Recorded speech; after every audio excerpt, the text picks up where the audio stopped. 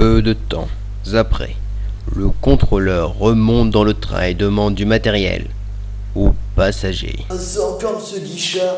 Il aura aussi besoin d'une pelle et d'un cercueil. Il y aurait quelqu'un qui a ça? C'est alors que l'enquête commence. En effet, l'inspecteur Bond, en fonction ce soir-là, se trouvait dans le train au même moment.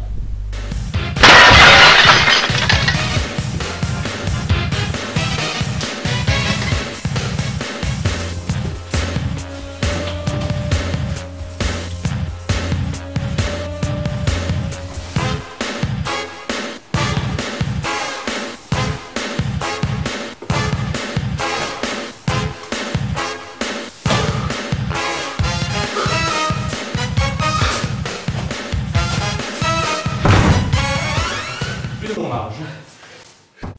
Je dis bon GG, pour du boulot quoi. Bon, en fait, j'ai décidé de mener l'enquête. Alors j'ai pris la décision de me lever et d'aller interroger les passagers. Alors, tu vois, Christophe, j'ai attrapé un gamin et je lui ai dit gamin, est-ce que tu as vu quelque chose? Il me dit non, j'ai rien vu. Je dis bon. J'attrape une grand-mère. Je lui dis oh grand-mère, t'as vu quelque chose? Il me dit non. Je dis bon. Et ainsi de suite, je remonte le wagon, de passager en passager, personne n'avait rien vu. Et là-bas au poste, Dédé il me dit putain GG, et si tu allais interroger le conducteur? Putain, t'es pas con toi.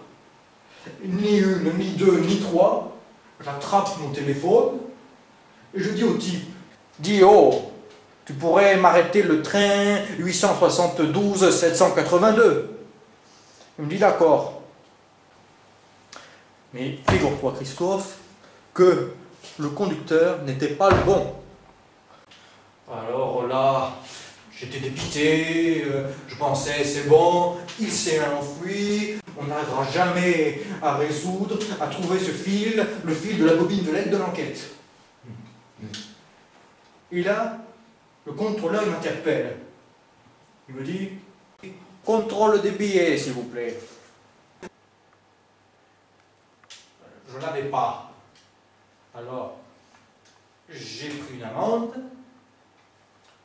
Mais pendant qu'il remplissait tous les papiers, eh ben je lui ai posé des questions.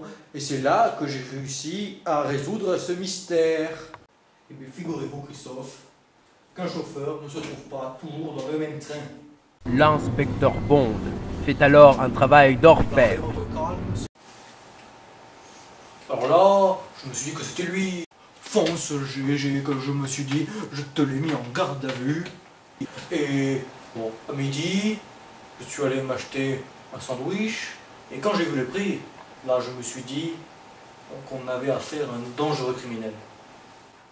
Bon, malgré 20 heures de garde à vue musclé, il n'a rien lâché.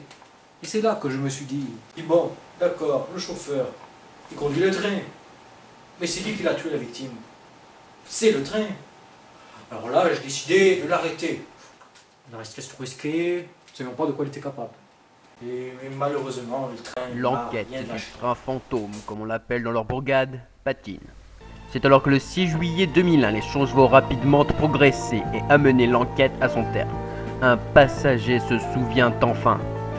Ce soir-là, lors de l'accident, le train n'a pas heurté un humain, mais un chevreuil. L'enquête s'avérait donc inutile.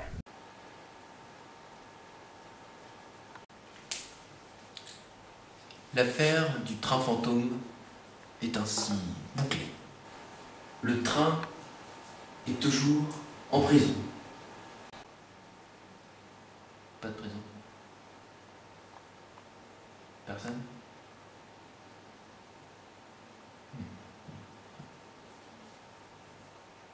Ainsi se termine la plus grande affaire de tous les temps.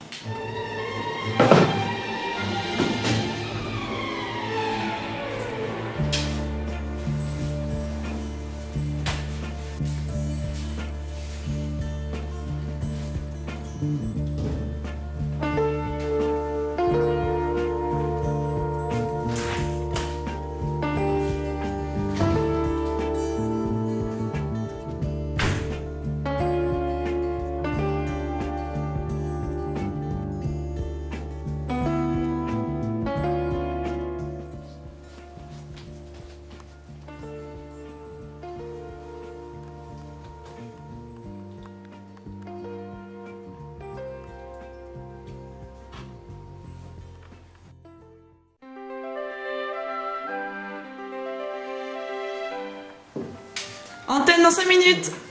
Ouais. On a fait une émission l'autre fois sur un égorgeur. Oh. Il y en avait partout. Et tous tranchés comme ça. Mais un peu de sérieux. Tu connais l'histoire du pingouin qui respirait par le cul? Sale affaire. Un jour, il s'assoit. Mort. Ah, parce que il respirait. Alors du coup, quand il a... alors du coup, voilà.